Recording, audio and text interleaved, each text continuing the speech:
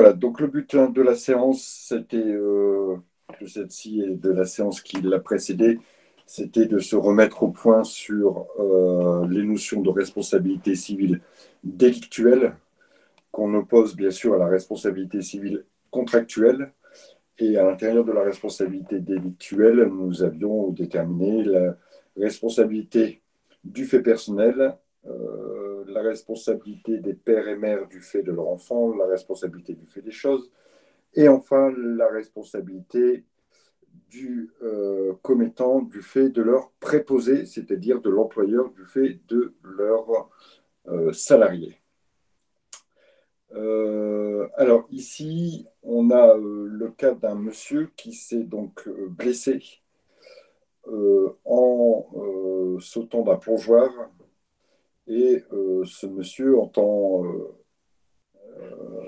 voilà, engager la responsabilité de l'employeur qui gère un peu l'espace plage parce que l'employé qui était tenu de surveiller le plongeoir était absent. Et l'employeur lui répond que ce n'est pas lui le responsable, mais qu'il faudra aller chercher la responsabilité de l'employé. Est-ce que c'est possible? Et a-t-il raison cet employeur? Et éventuellement, quels sont les recours de M. Félix pour obtenir réparation du dommage qu'il a subi? Alors, à titre de juste de petit rappel, hein, je vous rappelle, moi j'insiste vraiment, hein, vous allez peut-être me trouver lourd sur cette partie méthode, mais vous devez d'abord me donner la règle de droit, d'accord, que vous entendez appliquer, évidemment. Ensuite, vous devez me dire si cette règle de droit est applicable dans les faits qui nous intéressent, pour me donner ensuite, bien sûr, la solution que vous aurez retenue. Alors, qui veut se lancer? Je vous avais demandé de le préparer. Hein. Qui veut se lancer? À moins que je sois obligé d'interroger quelqu'un, ce qui m'embêterait, je préférerais que ce soit sur le principe du volontariat.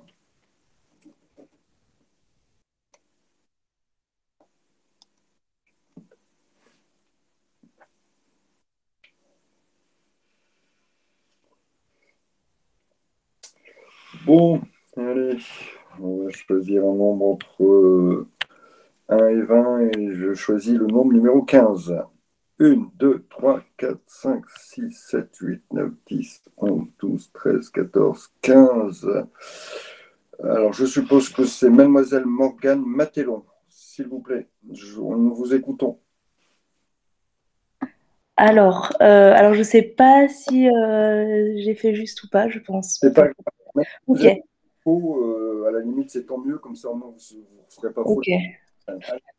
Alors du coup j'ai mis donc selon l'article 1242 du Code civil, les maîtres et les commettants sont solidairement responsables du dommage causé par leurs domestiques et préposés dans les fonctions auxquelles ils les sont employés. Responsabilité du fait commettant. Donc l'employé est sous la responsabilité de l'employeur. Donc du coup, les faits, Monsieur Félix s'est cassé le bras gauche suite à un saut qu'il a effectué du haut du tremplin. Il s'est plaint auprès de l'exploitant qui lui-même lui a laissé entendre que ce n'était pas la faute de l'établissement, mais de l'employé qui devait surveiller la plage. Et du coup, j'en ai conclu. Alors, qu'est-ce que j'ai dit? L'employé était dans le cadre de ses fonctions. Il surveillait la portion de plage comme il devait le faire. Et donc, l'employeur est responsable de l'accident de Monsieur Félix car l'employé est sous la responsabilité de l'employeur. Donc, responsabilité du fait du commettant, du fait Ouais. de se préposer. Enfin, je pense que j'ai oublié des choses à la fin. Je ne savais pas trop. Non, mais c'est pas mal, c'est pas mal. Alors, déjà, au moins, il y a quelque chose. Au moins, sur la méthode, vous avez été plutôt pas mal en me donnant d'abord ce que vous connaissiez des règles de droit. Je vais juste revenir sur un petit point. Et ensuite, vous avez attaqué les faits, vous avez donné la description des faits et vous en avez conclu. Alors, deux points sur ce que vous avez dit. D'abord, vous m'avez parlé de responsabilité solidaire. Je voudrais bien savoir où vous avez trouvé la responsabilité solidaire. Enfin, en fait, j'ai des amis qui font du droit, du coup, c'est eux qui m'ont un peu aiguillée. D'accord. Alors, la responsabilité, elle n'est pas solidaire, hein. La responsabilité solidaire, ça voudrait dire qu'il serait, dans ce que vous m'avez dit, comme vous m'avez dit de responsabilité solidaire. Ça voudrait dire que et le commettant, donc l'employeur, et le salarié sont responsables tous les deux, solidairement. D'accord? Alors, cette solidarité, elle peut agir, d'accord, mais ça ne sera pas dans notre cas. Et nous, on ne va pas aller sur ce terrain-là. Elle pourrait agir, elle pourrait être retenue si éventuellement la responsabilité de l'employé était retenue. D'accord? Or, ici, on va voir on va vite l'écarter, cette responsabilité. Donc, on ne va pas employer la partie solidaire. Par contre, la solidarité vaut entre les pères et mères du fait de leur enfant. C'est-à-dire que D'accord. si les deux, bien sûr, exercent l'autorité parentale, d'accord, dans le cadre classique, papa-maman et puis le gamin qui a fait une bêtise, les deux parents sont solidairement responsables. Là, je suis d'accord, mais il n'y a pas de solidarité entre les commettants et leurs employés dans le cadre de la responsabilité, hein, d'accord? Donc, Ok, ouais, on va écarter juste solidarité, ou sinon c'était pas mal. Donc, effectivement, d'accord. vous avez cité l'article. Bon, alors, effectivement, c'est. Hop, j'accepte mademoiselle ici qui arrive un petit peu à la bourre. Effectivement, donc on peut partir sur la base de l'article 242 du Code civil, hein, celui qui évoque la responsabilité de l'employeur du fait de son salarié. Ça, on peut le dire. Mais ce qui est dommage, c'est que vous ne me donnez pas les conditions. Vous ne me donnez pas les conditions de mise en œuvre de cette responsabilité. Et les conditions, il faut que vous les connaissiez, hein. Moi, à mon sens, il faut que vous fassiez un petit tableau avec les 3-4 responsabilités qu'on a citées, mettre en face les conditions, comme ça vous permet de les citer et puis de les vérifier ensuite dans vos faits. D'accord. Les conditions, quelles sont-elles pour la responsabilité des commettants du fait de leur employé? La première chose, c'est que que le fait dommageable soit de la faute, on va dire, du salarié. D'accord? Donc, de son salarié. Donc, il faut qu'il se soit évidemment son salarié. Donc, il faut établir un lien de subordination entre les deux. Ça, c'est la première chose. Il faut que la faute ou l'erreur ou le fait dommageable ait été commis pendant l'exercice de ses fonctions. Et il ne faut pas. Et voilà, à partir du moment où on a ces deux choses-là, plus notre préjudice, plus notre lien de causalité, alors le salarié il bénéficie d'une immunité puisqu'il était dans le cadre de ses fonctions et la responsabilité est portée par l'employeur. Donc ici, euh, on pouvait commencer comme cela. Voilà, la responsabilité des employeurs du fait de leurs salariés demande la réunion de 4 conditions. D'abord, qu'il y ait un fait dommageable. Ensuite, que ce fait ait été réalisé par un salarié, donc qu'il y ait un lien de subordination entre le salarié et l'employeur, qu'il y ait un préjudice et qu'il y ait un lien de causalité entre le préjudice et les faits dommageables. Voilà, on a donné nos conditions, maintenant on va les vérifier. En l'espèce, monsieur l'employeur dit bien que c'est parce que son salarié ne surveillait pas le tremplin que malheureusement monsieur Félix s'est blessé. Donc on a effectivement le fait sûr que ce soit un de ses salariés et qu'il y ait une faute. Donc les 2 premières conditions sont réalisées. Ensuite, il faut qu'il y ait un préjudice. Monsieur Félix s'est blessé, donc il a obligatoirement subi un dommage corporel. Et ensuite, y a-t-il un lien de causalité entre les deux? Bah, effectivement, s'il y avait eu quelqu'un qui surveillait, peut-être qu'on aurait empêché M. Félix de plonger de ce tremplin et qu'à partir de là, il ne se serait pas blessé. Donc voilà, dans mes faits, j'ai vérifié que toutes les conditions étaient bien réalisées. En conclusion, la conclusion, elle est relativement simple. Une fois qu'on a vérifié tous les faits dans notre deuxièmement, hein, dans notre deuxième paragraphe, une fois qu'on a vérifié tous les faits, on peut tout simplement dire toutes les conditions sont réunies. Alors, M. Félix pourra rechercher la responsabilité de l'employeur et le salarié bénéficie d'une immunité de responsabilité quand il a agi dans le cadre de ses fonctions. Voilà comment il fallait voir les choses. Donc, ce qu'il faut vraiment, c'est qu'effectivement, vous déterminiez quel type de responsabilité vous allez attaquer. Des fois, il y en a plusieurs, des fois, il n'y en a qu'une. Donc, quand il y en a plusieurs, ben, vous faites votre choix, vous êtes guidé par par l'énoncé. bien donner le type de responsabilité. Ensuite, les conditions de mise en œuvre, ça c'est super important. Si vous n'avez pas les conditions de mise en œuvre, vous allez, en fait, dans la partie en l'espèce, vous n'allez pas savoir quoi dire. Vous allez faire des répétitions qui ne sont pas forcément ultra terribles.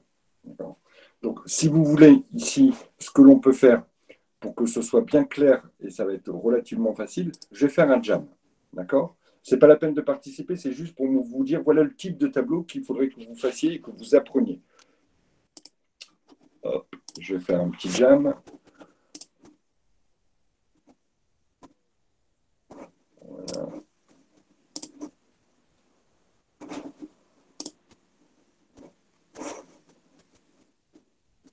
Et alors, je vais le partager parce que sinon, vous n'allez pas forcément le voir. Hop. Hop. Une fenêtre.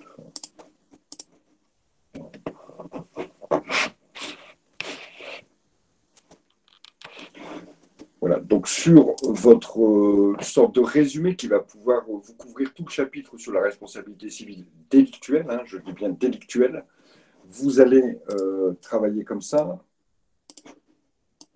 Vous allez avoir un premier truc ici, où vous allez mettre le type de responsabilité, et une deuxième chose ici,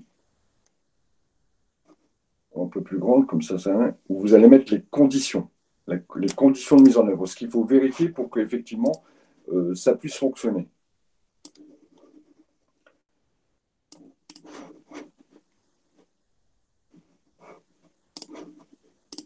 Donc, le type de responsabilité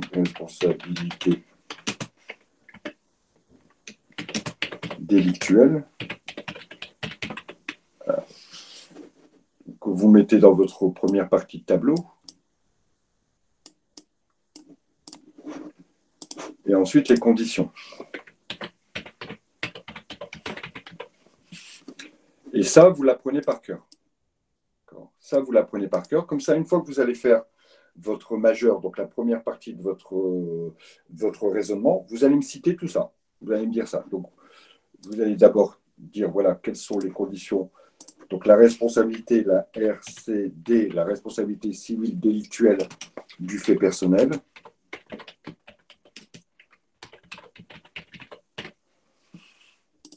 Donc là, vous allez dire, il faut, les conditions, c'est quoi? C'est une faute ou un fait générateur.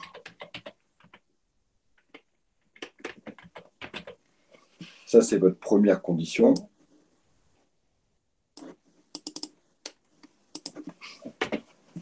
Ensuite, deuxième condition, il faut un préjudice. Un préjudice. Et troisième condition, il faut un lien de causalité.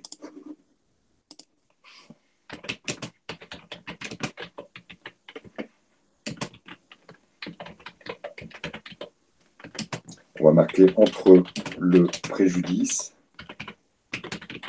et la faute.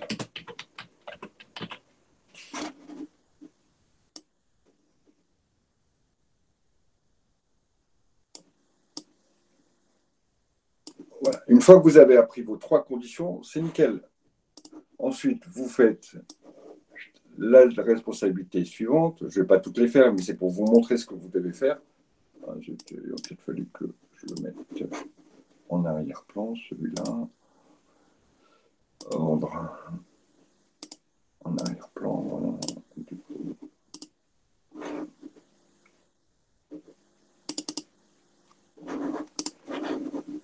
Alors, vous allez marquer donc la responsabilité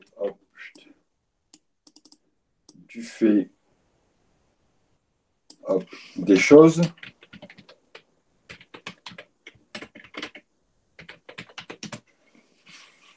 Donc là, il faut être le gardien de la chose.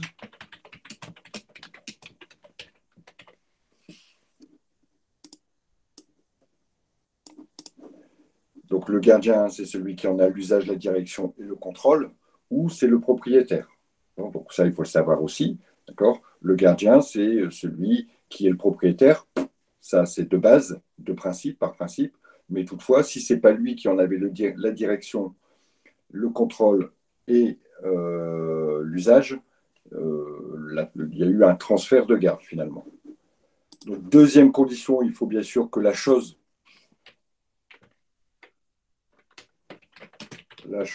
soit l'objet du dommage. Généralement, on le caractérise quand il y a eu un contact entre la chose et la personne.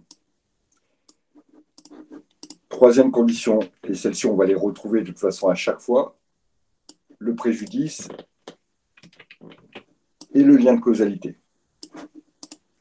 Et ça, vous allez le faire pour la responsabilité du fait, la responsabilité des pères et mères du fait de leur enfant. Donc, je vous rappelle, il faut que ce soit leur enfant, d'accord. Il faut que l'enfant ait commis un fait, et ensuite, il faut que l'enfant qui a un préjudice ait un lien de causalité. Boum, vous avez vos 4 conditions. Il faut que ce soit leur enfant, donc il faut déterminer que ce soit bien leur fils. D'accord. En général, ça ne sera pas très compliqué. Il faut que l'enfant ait fait quelque chose qui génère donc le préjudice et le lien de causalité. Vous allez faire la même chose pour les commettants et les préposés, donc employeurs et salariés. Il faut que ça soit sur le salarié, il faut que le salarié ait fait quelque chose dans l'exercice de ses fonctions. Et il faut encore une fois un préjudice et un lien de causalité. Et bim, à chaque fois, et vous apprenez toutes ces conditions. Vous savez à peu près ce que ça veut dire hein, quand on parle de gardien, quand on parle de l'exercice de ses fonctions, etc. Et puis vous me balancez tout ça dans votre majeur. Et ensuite, dans la mineure, vous allez les vérifier une par une vos conditions. Dans votre mineur, vous direz en l'espèce, Monsieur X est bien le propriétaire du ballon, par exemple. Donc, il est le gardien. C'est bien le ballon qui est rentré en contact avec le nez de mon voisin. Donc, c'est bien, avec mon nez plutôt. Donc, c'est bien l'objet qui est bien la cause du dommage. J'ai bien subi un préjudice puisque j'ai eu le nez cassé. Et il y a bien un lien de causalité entre les deux, puisque si mon voisin n'avait pas jeté le ballon sur ma tronche, je n'aurais pas été blessé. Toutes les conditions sont réunies, par conséquent, la responsabilité du fait des choses peut être engagée à l'encontre de mon voisin. Vous voyez comment vraiment il faut déterminer l'ordre et votre mineur. Alors, le moment où vous allez dire les faits, comment vous allez réagir, vous allez vérifier chaque condition et votre conclusion en général.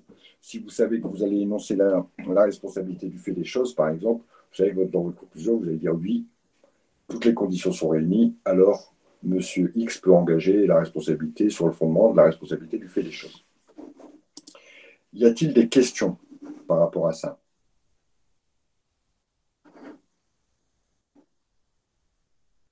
Pas de questions? Tout est OK, parfait. Donc, il faut absolument vous faire votre petit tableau. Hein. Franchement, vous allez apprendre une petite fiche comme ça et toute la responsabilité civile est calée là-dedans. Hein. Alors, ce sur quoi je veux revenir, je vais remettre, excusez-moi, je vais faire ça. Ici, présenter. Voilà. Donc, je vais revenir ici sur le cas qui était présent. Y a-t-il, et ça il faudra l'apprendre aussi, hein, tout simplement, y a-t-il des causes d'exonération de la responsabilité? Est-ce que la personne qui est responsable, entre autres, ici on a déterminé que le propriétaire, qui est aussi l'employeur du salarié qui a fait une faute puisqu'il a quitté son poste de travail, d'accord. Donc le salarié, lui, il est protégé vis-à-vis de M. Félix, puisque c'était dans l'exercice de ses fonctions qu'il a fait une faute, et à partir de là, sa responsabilité ne peut pas être engagée. Ce sera la responsabilité de son employeur. Malgré tout ça, son employeur pourra toujours se retourner contre le salarié et éventuellement engager une procédure disciplinaire pour faute. D'accord. Mais une procédure relative à son contrat de travail. On en a parlé quand on a vu les pouvoirs disciplinaires de l'employeur. Ça peut être un blâme, ça peut être aussi une autre sanction qui peut aller jusqu'à la rupture du contrat de travail par licenciement. Malgré tout, ici, est-ce qu'à un moment donné, L'employeur, qui voit donc sa responsabilité engagée, ne va pas pouvoir opposer à M. Félix des choses qui vont pouvoir atténuer sa responsabilité ou qui vont même pouvoir l'exonérer de sa responsabilité. Peut-il dire, d'accord, je suis responsable, mais il y a quelque chose qui peut éventuellement me dédouaner de cette responsabilité? Alors, ok, alors Rosie, pas Rosie, Elodie, je crois. Je vais revenir sur ça. Le fait d'un tiers. Monsieur Félix a utilisé son point à vélo à mauvais escient. Ok, alors c'est quoi tout ça? C'est quoi? Parce que Rosie vous dit, qu'est-ce qu'il a fait finalement?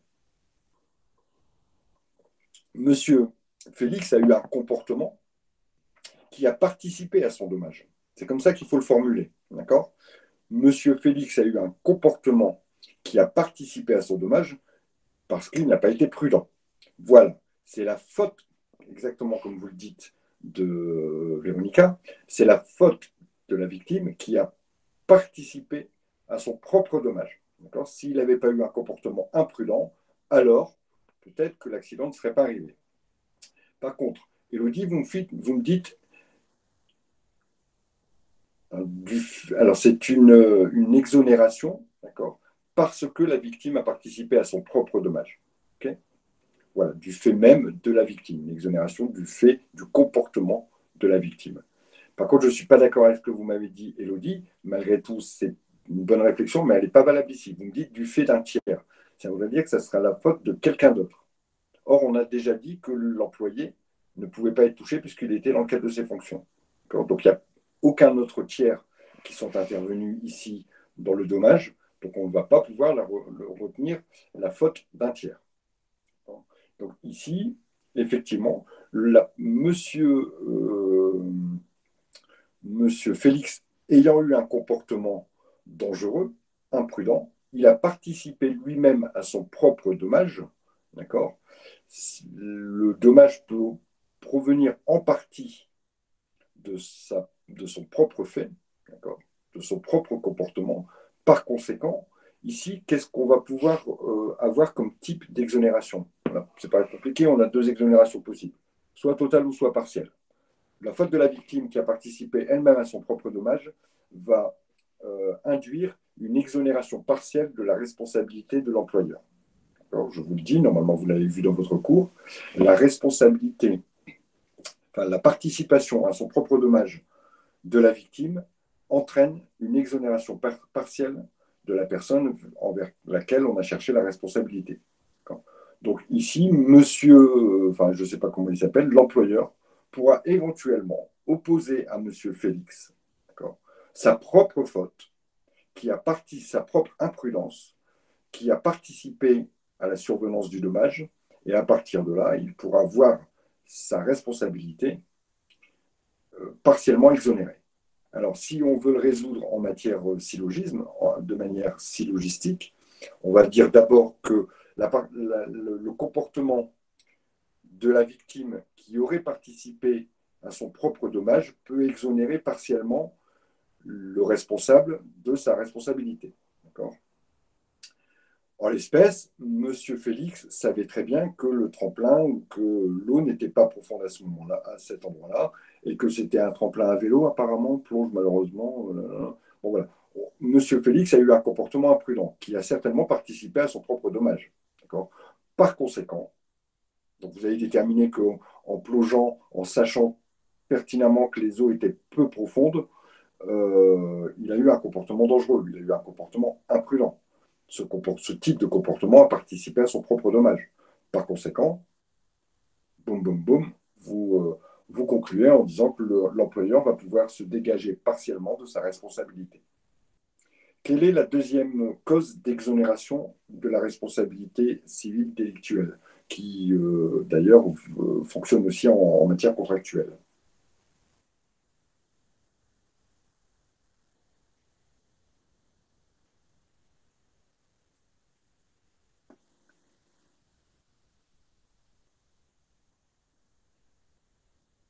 Pas d'idée?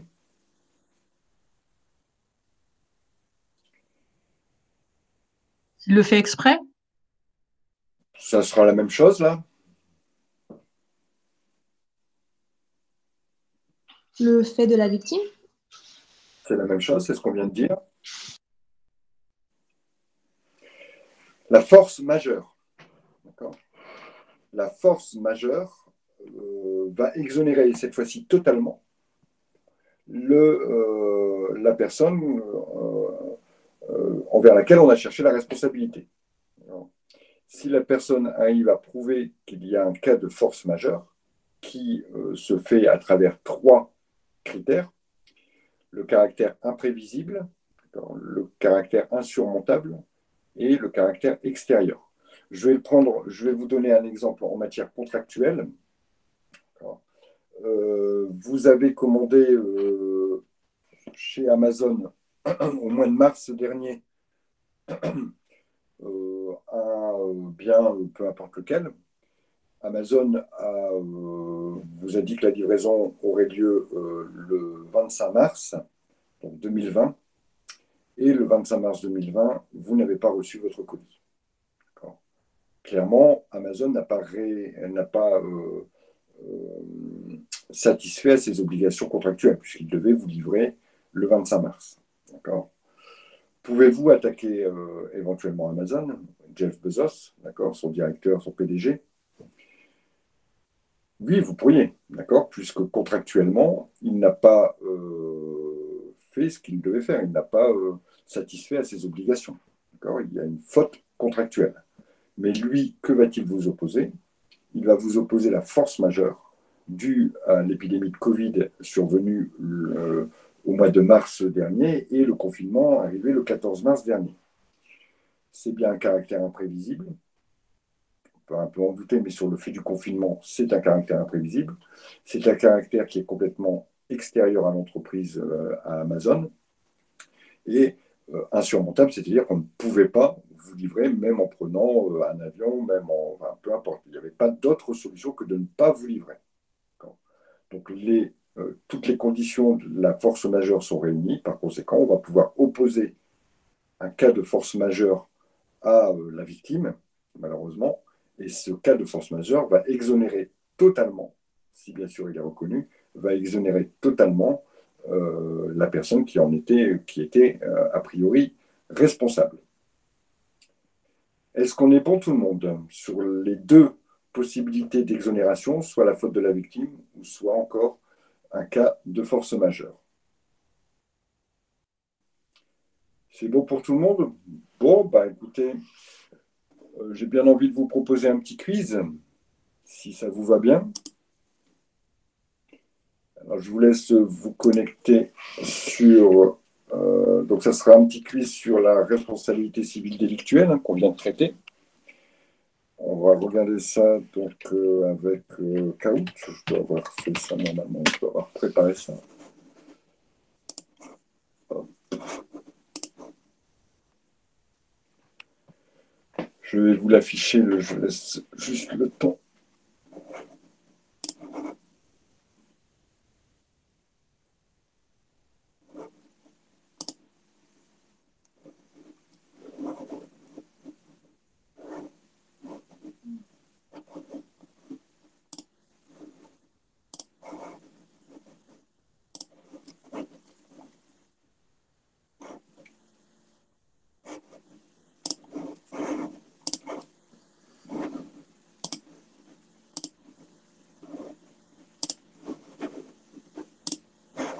Voilà, je vous diffuse tout ça pour le code.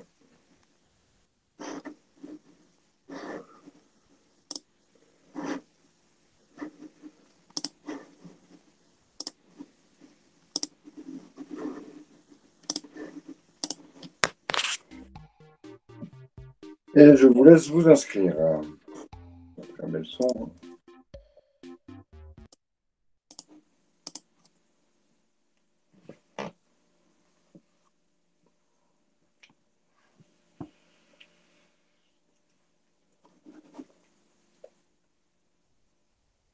Monsieur, désolé, du coup, faut se connecter comment avec NetCampus ou enfin, j'ai pas de lien.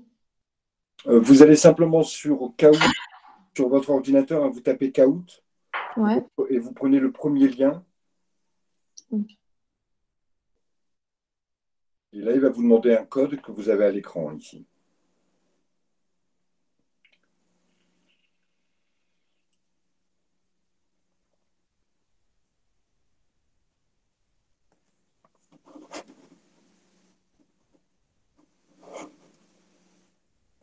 Merci Véronica.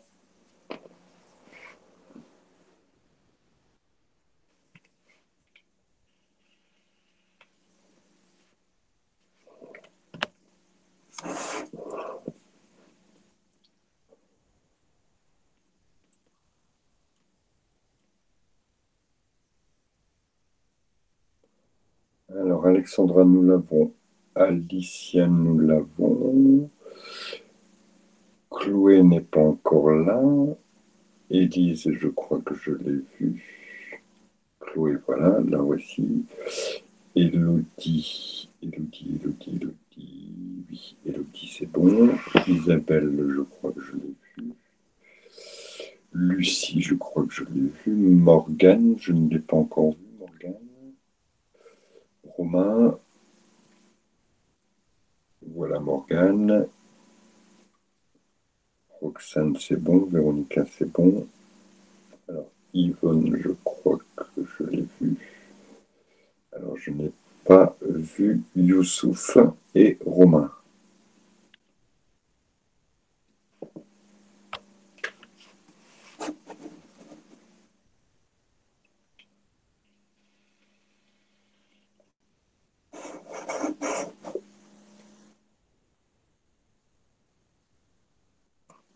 Romain, Youssouf, on vous attend ou c'est mort pour vous?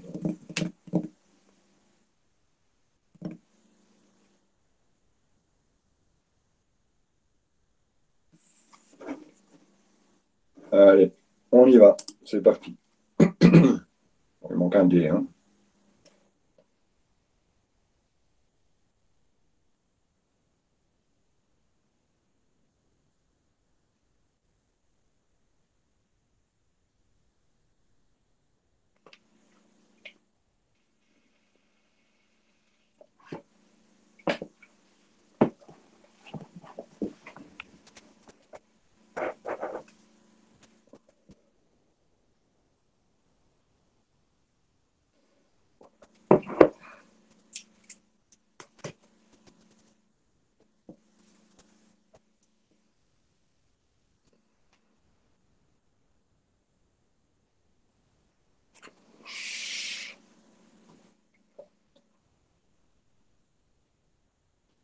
Effectivement, hein, c'est bien la conscience de la faute, on a retiré cette notion il y a très longtemps, ou que vous ayez conscience de la faute ou que vous n'en ayez pas conscience, peu importe, malgré tout, vous resterez responsable si, bien sûr, la faute, le préjudice et le lien de causalité sont établis. Alors, bravo à Véronica, Yvonne, Élise, Alexandra. C'était une question de rapidité ici, hein.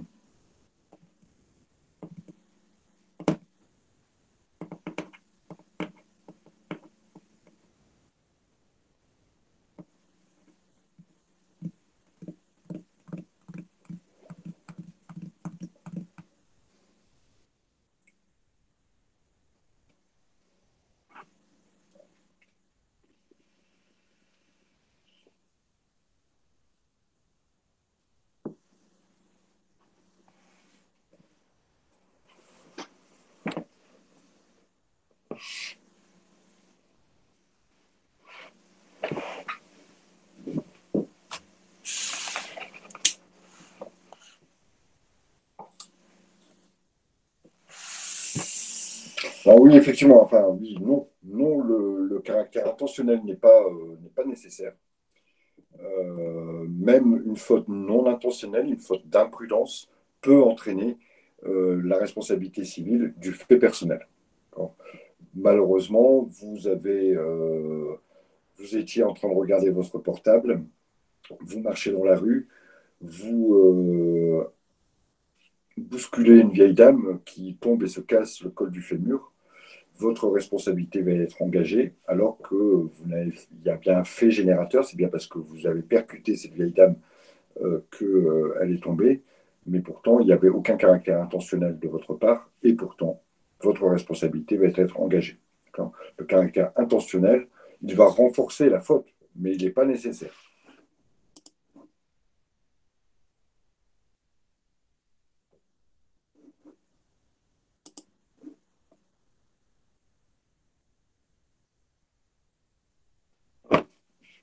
Donc bleu, c'est vrai, et rouge, c'est faux. Hein. Pour les non-anglicistes,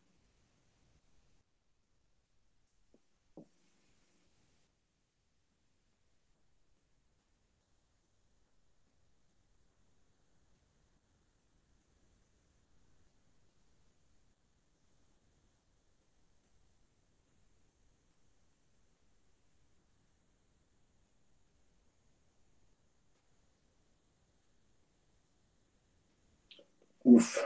C'est bien, effectivement, hein, c'est bien la notion de garde qui est la base de la responsabilité du fait des choses. Le propriétaire est présumé être le gardien. Malgré tout, il peut ne pas être le gardien s'il n'a pas le contrôle, la direction et l'usage de l'objet qui a été la cause du dommage. J'ai prêté ma batte de baseball à un copain. Malheureusement, lors d'un match, entre amis, il a lâché la batte de baseball en voulant taper la balle. La batte est atterrie sur le visage d'un autre camarade. C'est bien lui qui avait, c'est la batte qui a causé le dommage. Donc, ça serait de la responsabilité basée sur la responsabilité du fait des choses, d'accord. Et ici, c'est bien lui qui avait l'usage, la direction et le contrôle de la batte de baseball, bien que j'en sois le propriétaire. Et donc, c'est bien lui qui sera responsable.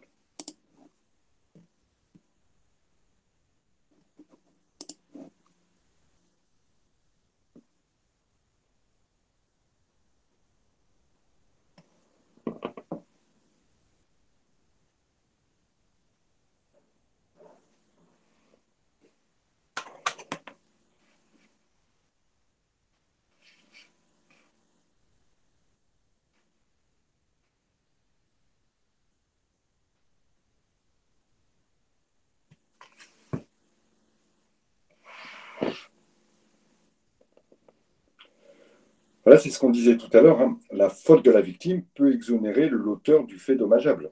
Donc l'auteur du fait dommageable, lui, ça sera le responsable, et sa responsabilité peut être amoindrie, au moins partiellement, du fait de la faute de la victime.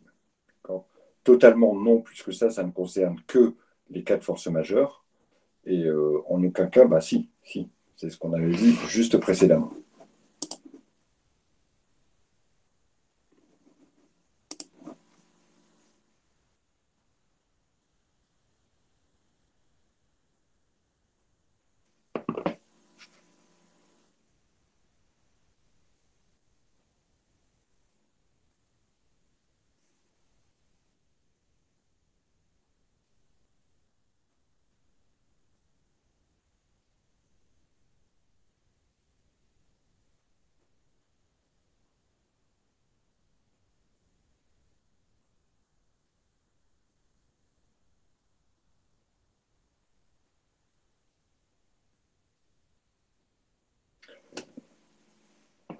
Voilà, exactement. Hein. C'est bien l'employeur qui est responsable quand le salarié a commis une simple faute professionnelle. Il bénéficie d'une immunité. euh, et de par cette immunité, la responsabilité, sur le fondement de l'article 1242, c'est ce que nous a rappelé tout à l'heure Morgane, ça sera l'employeur qui sera responsable. Alors, petit aparté hein, sur ça, il ne faut pas le retenir, mais c'est juste pour votre information. De temps en temps, le salarié va pouvoir être responsable de la faute qu'il a commise. Dans quel cas? Dans quel cas, finalement, il ne bénéficiera pas pardon, de cette immunité. Ça sera dans le cas où il aura commis une faute pénale. Alors, quelle est la différence entre une faute civile et une faute pénale? La faute civile, voilà, malheureusement, c'est un électricien, il a branché deux fils, il est venu faire des travaux chez vous, il a branché deux fils qu'il ne fallait pas, ça a fait cramer votre ordinateur. Bon, ici, la responsabilité, ça sera celle de l'employeur parce que c'est une faute dans le cadre de ses fonctions professionnelles. D'accord. Le caractère pénal, par exemple, si le salarié commet un vol chez un client alors qu'il est dans l'exercice de ses fonctions, d'accord, le vol étant une infraction, d'accord, pénale, alors, dans ces cas-là, le client pourra aller rechercher directement la responsabilité du salarié alors même qu'il était en train de travailler. Mais il a commis un vol, et le vol étant une infraction pénale, elle ne lui permettra pas de bénéficier de son immunité. Bon, voilà, c'était juste pour vous informer. Dans certains cas, effectivement, le salarié pourra être responsable, mais uniquement quand il y a une infraction.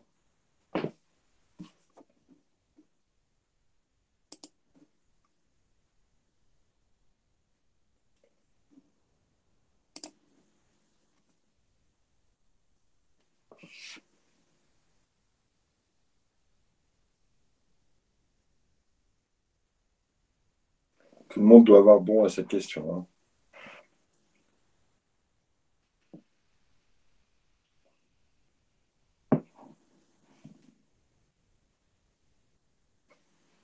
Oh, il y a encore des gens qui me disent que c'est faux. Oui, je l'ai dit 10 fois, le propriétaire est présumé gardien de la chose.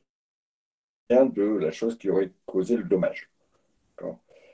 Il va pouvoir, lui, éventuellement dire non, ce n'est pas moi, parce que ce n'est pas moi qui l'utilisais à ce moment-là, au moment où la chose a causé le dommage. À ce moment-là, ce n'est pas moi qui l'utilisais. Donc, c'est pas moi qui est responsable, mais ça sera donc le gardien, celui qui utilisait, donc il y avait ce qu'on dit, hein, l'usage, la direction et le contrôle de la chose. C'est lui qui est le gardien, et donc c'est lui qui sera présumé responsable, qui sera responsable. Ah là là là là, Rosie, une erreur fatale.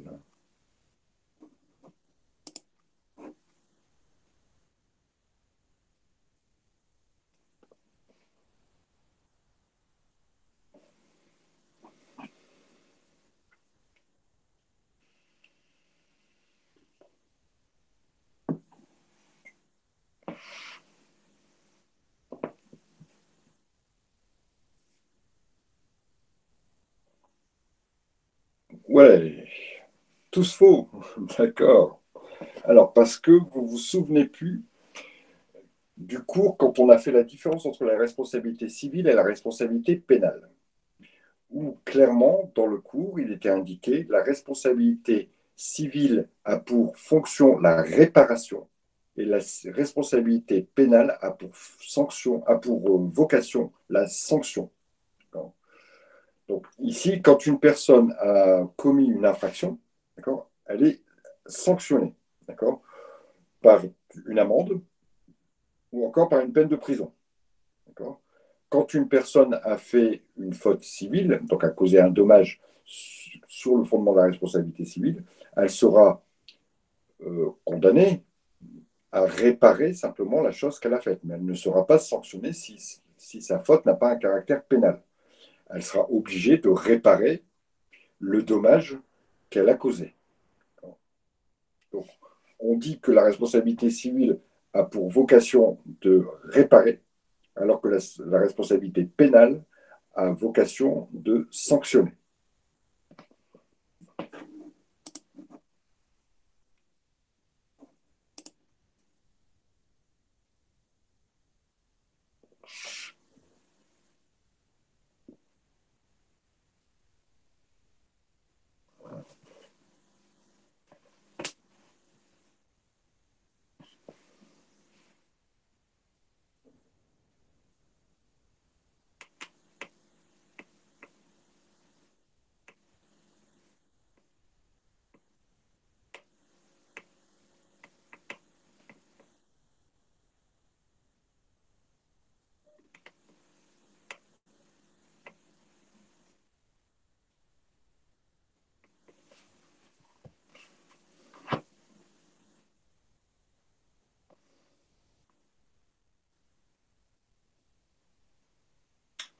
C'est intéressant.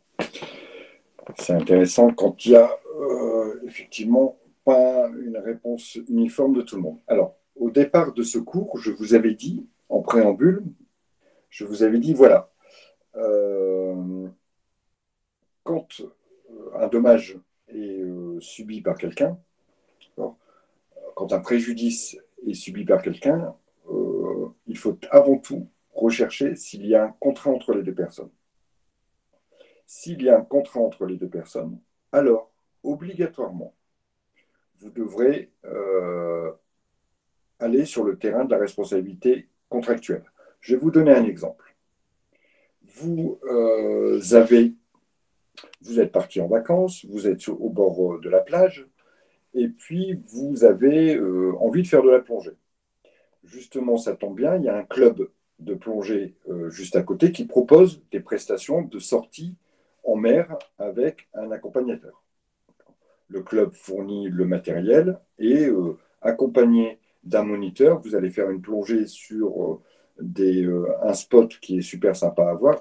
Bon, vous êtes emballé par l'idée d'aller faire votre activité, vous vous adressez au club de plongée qui vous vend donc une prestation, 100 euros par exemple, pour 1 heure de balade avec le moniteur, etc. Il y a un contrat qui est passé entre les deux parties, on est d'accord. Lors de cette plongée, le moniteur qui est un petit peu, on va dire, laxiste, oublie de vérifier votre matériel de plongée. Et il s'avère que quand vous êtes à plus de 10 mètres de profondeur, votre tuba ou votre, comment dire, l'appareil que vous avez dans la bouche qui vous permet de respirer tombe en panne. Vous êtes obligé de remonter très rapidement. Pris de panique, vous vous cognez sur le bateau en haut et bim, vous êtes blessé. D'accord. Voilà. Donc vous avez subi un dommage corporel. D'accord. Vous avez déterminé qu'il y avait une faute du moniteur qui n'a pas fait correctement son boulot. Quelle est la responsabilité que vous allez rechercher? D'accord. Comment vous allez faire? On pourrait se dire, ah ben, on va aller sur le terrain de la responsabilité des commettants du fait de leur préposé, comme on avait fait tout à l'heure. D'accord. Mais là, il y a un contrat. Il y a un contrat ici, un contrat de loisir, hein, que vous avez une prestation de service que vous avez payée auprès du club de plongée. Et dans cette prestation de service, obligatoirement, il y a une obligation de sécurité. Donc, vous ne pourrez pas aller rechercher la responsabilité de l'employeur, vous serez obligé d'aller rechercher la responsabilité du club de plongée, et ça en vertu du contrat qui existe entre le club de plongée et vous. Vous ne pourrez pas aller sur le terrain de la responsabilité délictuelle. Le contrat prévaut sur toute autre responsabilité. Donc, vous serez obligatoirement, parce qu'il y a un contrat, obligé d'aller sur le terrain de la responsabilité contractuelle en déterminant une faute contractuelle, d'accord? Un préjudice et un lien de causalité, mais une faute contractuelle, une faute qui découle des obligations du contrat. Donc la réponse, oui, dans tous les cas, n'était pas possible. La réponse, dans les contrats cadres, elle n'est pas possible. Dans les contrats synagmatiques, elle n'est pas possible non plus. Par contre, si effectivement le contrat est frappé de nullité, c'est-à-dire qu'il n'existe pas, bah oui, là on peut aller sur le terrain de la responsabilité contractuelle, délictuelle, d'accord? Puisqu'il n'y a pas de contrat, puisqu'il a été frappé de nullité. Quand un contrat est frappé de nullité, il est réputé ne jamais avoir existé. Par conséquent, je peux aller sur le terrain de la responsabilité délictuelle. Elle était un petit peu plus costaud celle-là, hein, je vous l'avoue.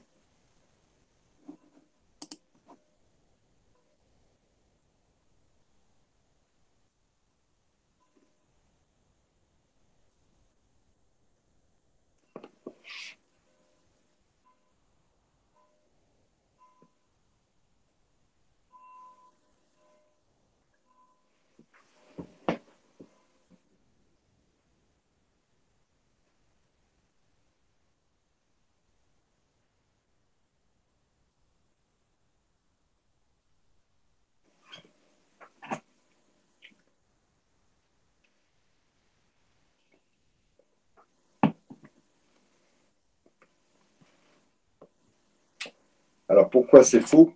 Parce que ce n'est pas la notion de garde, c'est la notion de résidence. Alors, j'aime pas trop cette question, c'est moi qui l'ai faite, mais je l'aime pas trop parce que d'abord la notion de garde n'existe plus. Quand deux personnes sont divorcées et qu'elles ont des enfants, trois notions interviennent. D'abord, l'autorité parentale. En général, elle est conservée, que ce soit pour le papa ou pour la maman. D'accord? C'est-à-dire que les décisions pour l'enfant doivent être prises par les deux. Ça, c'est la première chose. Ensuite, il y a la fixation du domicile de l'enfant. Et c'est souvent ça qu'on appelle droit de garde. Voilà, en droit de la famille, cette notion n'existe plus. On parle du domicile habituel de l'enfant. Et c'est bien le domicile habituel de l'enfant qui fixe la responsabilité des parents. C'est-à-dire que, je pense peut-être vous l'avoir dit, mais imaginons que le petit Martin soit chez son père de façon que les week-ends, hein, d'accord. En général, on a deux choses, hein, soit le domicile est partagé entre la père et la mère, d'accord. C'est ce qu'on appelle la résidence alternée. D'autres disent la garde alternée, mais en droit, ça n'existe plus. On appellera ça plutôt la résidence alternée, où la résidence est fixée au principal chez la maman, avec un droit d'hébergement et de visite pour le père, par exemple, les week-ends et la moitié des vacances. Voilà, autre cas qui est relativement courant. Dans ces cas-là, si le domicile a été fixé chez la maman avec un droit de visite du père, même s'il y a aussi un droit d'hébergement, comme le domicile de l'enfant a été fixé chez la mère, c'est la mère qui sera responsable. Donc le petit qui va faire une bêtise, qui va, je ne sais pas, moi je prends souvent cet exemple-là, hein, d'accord.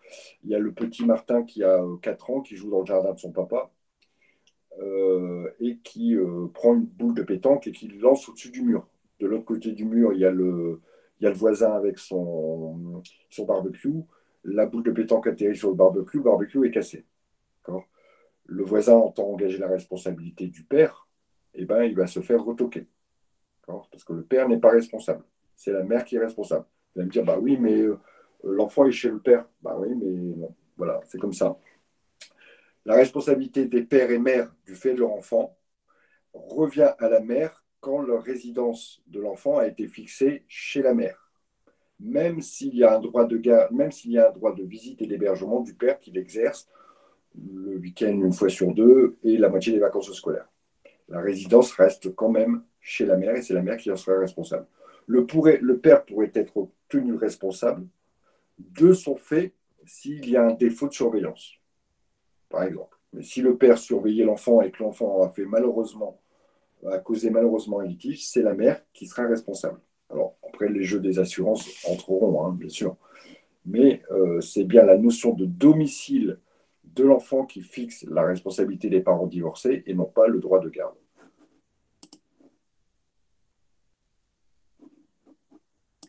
Allez, la dernière.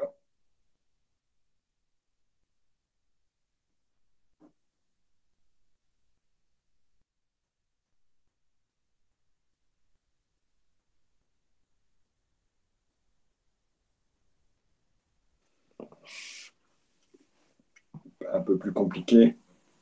Voilà, alors c'est pas, la soudaineté n'existe pas dans les critères de la force majeure, c'est l'imprévisibilité, donc quelque chose qui survient qu'on ne pouvait pas prévoir. L'irrésistibilité, c'est-à-dire que je ne peux pas faire autrement que de ne pas faire, hein, d'accord, que voilà, ce n'était pas possible de faire différemment, c'est irrésistible. Et ce n'est pas la soudaineté, mais c'est l'extériorité. Il ne faut pas que ça vienne évidemment de mon fait. Ce sont les trois critères de la force majeure, donc imprévisibilité, irrésistibilité et extériorité et non pas soudaineté. Alors, voyons ça. Sur le podium, nous avons en troisième position Isabelle. Bravo Isabelle. 6 bonnes réponses sur 10. Élise avec 6 bonnes réponses aussi. Et Rosie, je pense.